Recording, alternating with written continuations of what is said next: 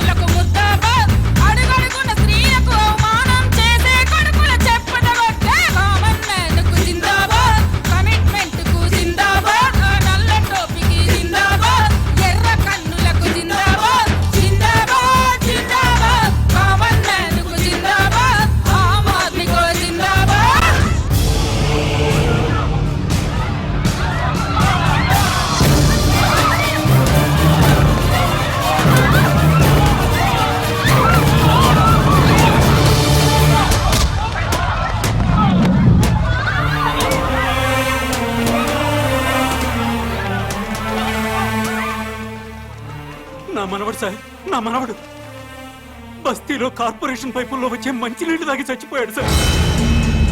అవి ఇలాంటి మంచినీళ్లు కావు సార్, డ్రైనేజీ వాటర్ కలిసిన మంచినీళ్లు.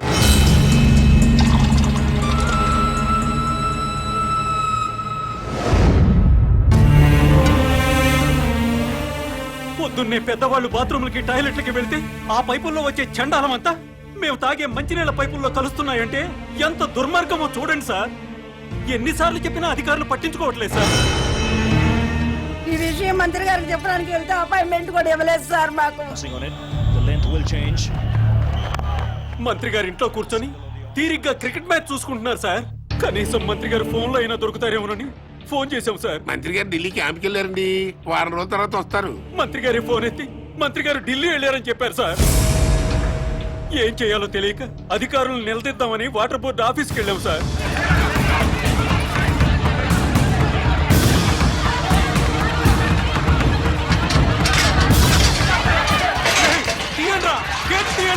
గొడవ చేయొద్దు, మర్యాదగా వెళ్ళిపోండి.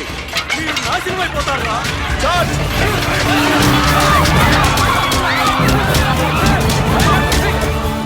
చనిపోయిన పిల్లాడి శవాన్ని కూడా కొట్టారు సార్.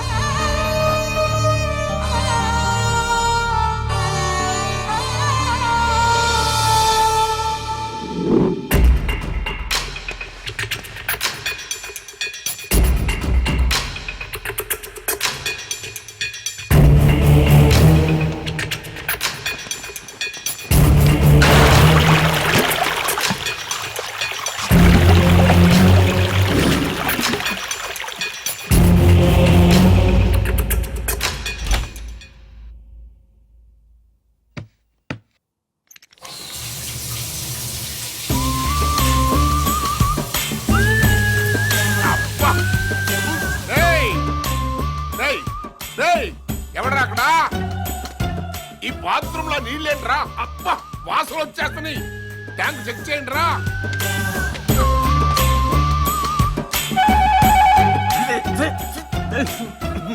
అన్నా, ట్యాంక్ లో డ్రైనేజ్ వాటర్ ఉందన్నా?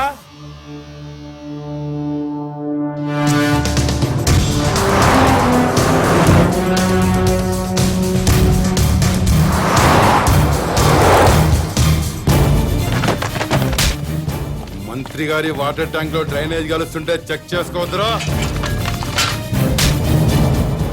మంత్రి గారు అబ్బాయి సార్.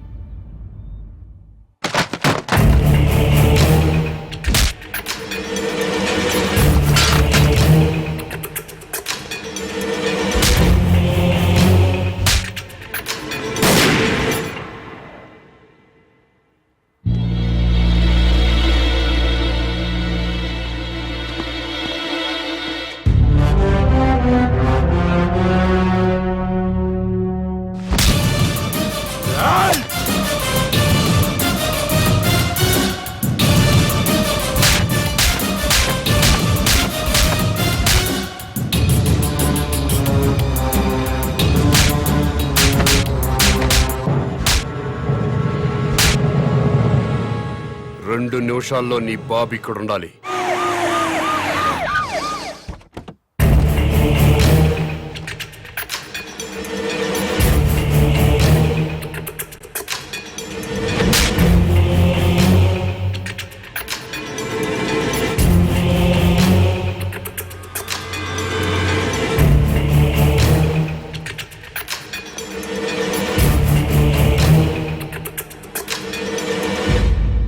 ఏం జరిగింది నాన్న? ప్రజలు తాగే మంచినీటిలో డ్రైనేజ్ వాటర్ కలిసింది. తెలిసింది. బాధపడుతున్నా, ఖండిస్తున్నా, దర్యాప్తు జరిపిస్తా, చర్యలు తీసుకుంటా. ప్రభుత్వ నిర్లక్ష్యం వల్ల పసివాడు చనిపోయాడని బాధపడుతున్నారా లేదా? ఎందుకు పన్నండి? నా సొంత బిడ్డ పోయినంత బాధగా ఉంది. నీ ఇంట్లో వాటర్ ట్యాంకులోకి డ్రైనేజ్ వాటర్ వచ్చి కలిసింది. ఆ నీళ్లు మీ ఒంటి మీద పడితేనే మీ మనుషులు ప్రభుత్వ ఉద్యోగులపై దాడి చేశారు.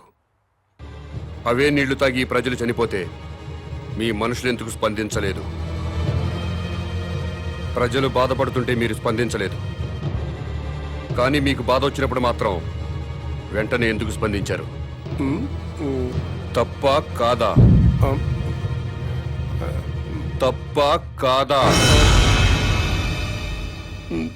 తప్పే.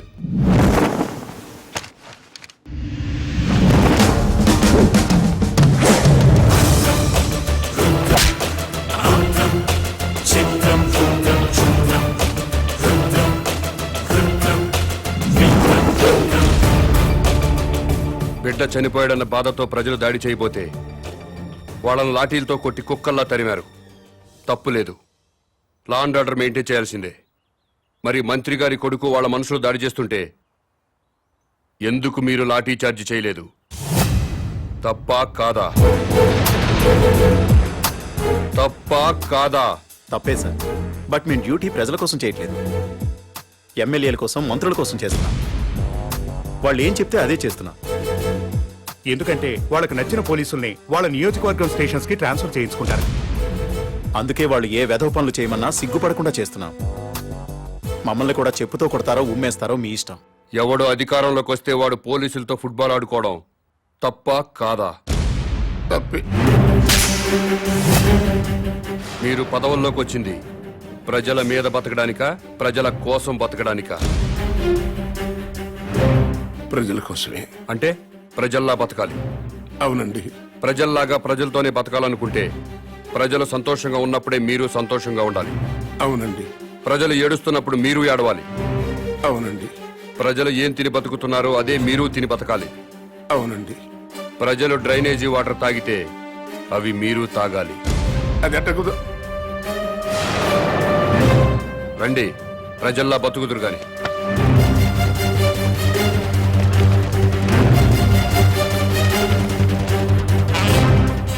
మంత్రి గారికి మంచినీళ్ళు ఇవ్వండి.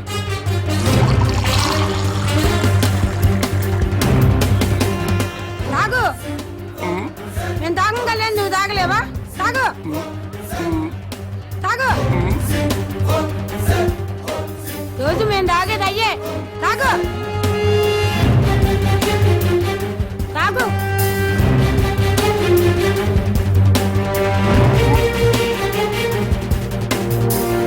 మాయ్ తాగు. తాగమంటే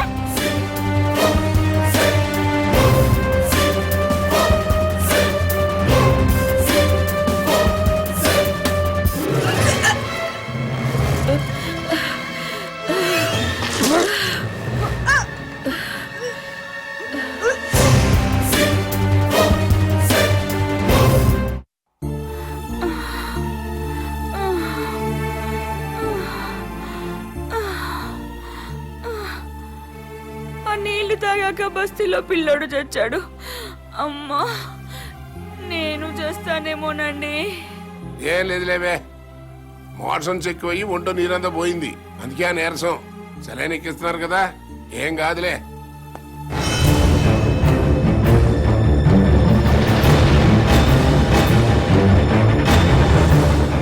ఏంటిది? ఇటు ఇళ్లలోకి తోసుకొచ్చేటివేనా? మీ ఇళ్లలోకి మేము టెస్ట్ అనుకుంటారా? ఏమనంటే ప్రెస్.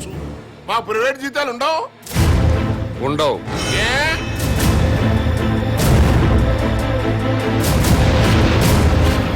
ప్రజాసేవ చేయడానికి రాజకీయాల్లోకి వచ్చినోడికి ప్రైవేట్ లైఫ్ ఉండదు, అంతా పబ్లిక్ లైఫే. ప్రైవేట్ లైఫ్ కావాలనుకుంటే మంత్రిగా రాజీనామా చెయ్యి, రాజకీయాల నుంచి తప్పుకో, జీవితంలో నీ మొహం చూడం.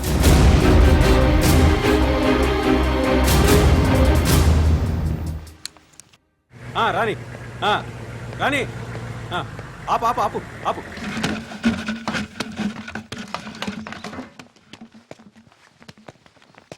అన్నా ఇంకో ట్యాంకర్ కావాలేమో మేడం గారిని అడగండి.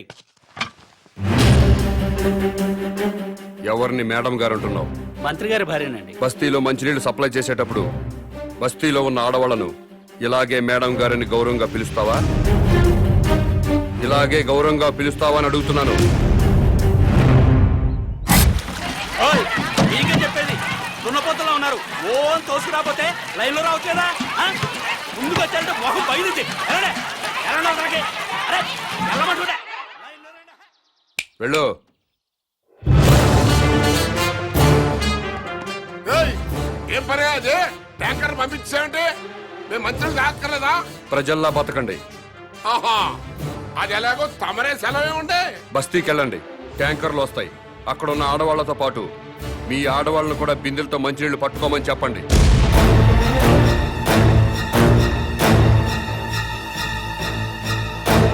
నేను మంత్రి గారి భార్యనండి. బస్తీ ఆడవాళ్ళతో కలిసి మంచిళ్ళ కోసం బిందె పట్టుకొని క్యూలో నిలబడాలా? లేబర్ కి మనకి తేడా లేదా డాడీ? వాళ్ళు ప్రజలమ్మా, ఆ మాట వాళ్ళని అనలేం కదా. ఎందుకు అడగకూడదు? వాళ్ళేమైనా మన కూడికే ఓట్లు వేశారా? కోట్ల రూపాయలు కుమ్మరించాం. 75 లక్షల రూపాయల బ్రాండీలు విస్కీలు తాగి ఓట్లేశారు. ఊరికే వేశారా?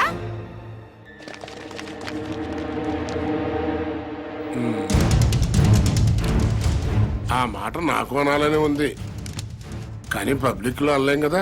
అంటే ఏమవుతుంది డాడీ? పదవి పోతుంది అంతేగా. పోనివ్వండి, మేం మాత్రం బిందెలు పట్టుకుని క్యూలో నుంచాం. సరే, నాకు తప్పేదే ఉంది. మీ తరఫున బిందెలు పట్టుకుని క్యూలో నేనే నించుంటా.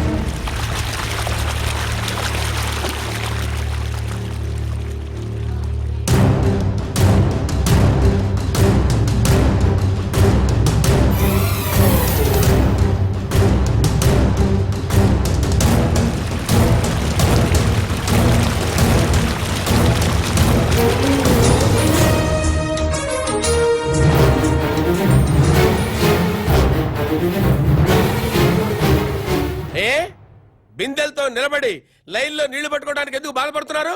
అధికారంలో ఉన్న వాళ్ళ భార్యలు ప్రజల కంటే గొప్పోళ్ళ? బిందెలతో నీళ్లు పట్టుకోలేరా? ఈ ఒక్క మంత్రి గారి భార్య కాదు, అందరి మంత్రుల భార్యలు ఇలాగే లైన్లో నిలబడి బిందెలతో నీళ్లు పట్టుకోవాలి. అప్పుడే ప్రజాస్వామ్యం బతుకుతుందని నేను మీకు మనవి చేస్తున్నాను.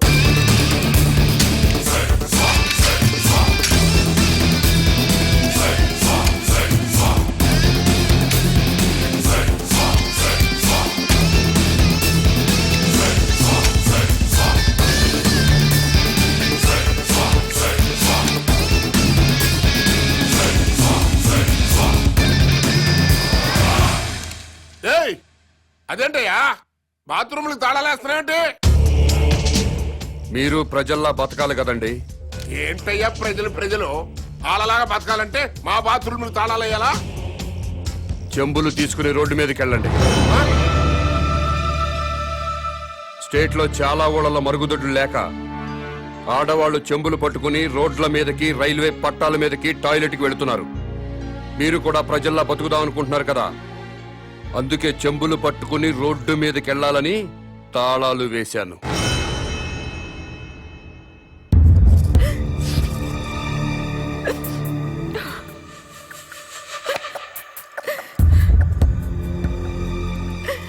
ఇంతకంటే చచ్చిపోవడం నయం. ఏంటి డాడీ ఇది? మినిస్టర్ గా మీరేం చేయలేరా? ప్రజల్లాగానే మనము బతకాలంటున్నాడు కదమ్మా.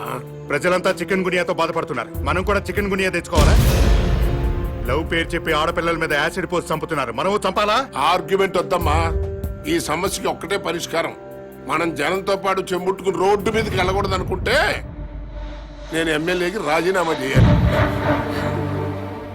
మంత్రి పదవికి రాజీనామా చేయాలి. అసలు టోటల్ గా నేను రాజకీయ సన్యాసమే చేసేయాలి. అభిమానం ముఖ్యమో అధికారం ముఖ్యమో మీరే నిర్ణయించండి.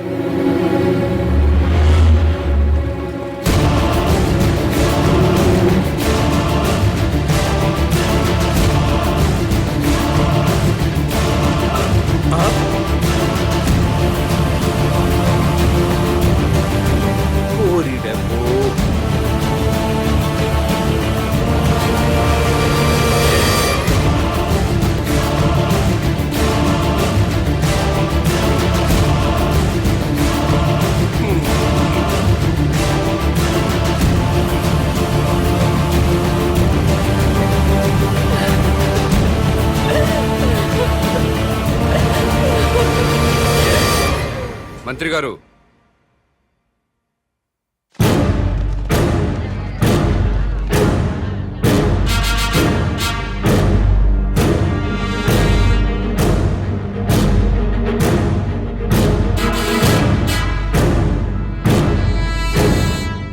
కన్నీళ్లు మంత్రుల కుటుంబాలకే కాదండి, మా ఊరు ప్రజలకు కూడా ఉంటాయి,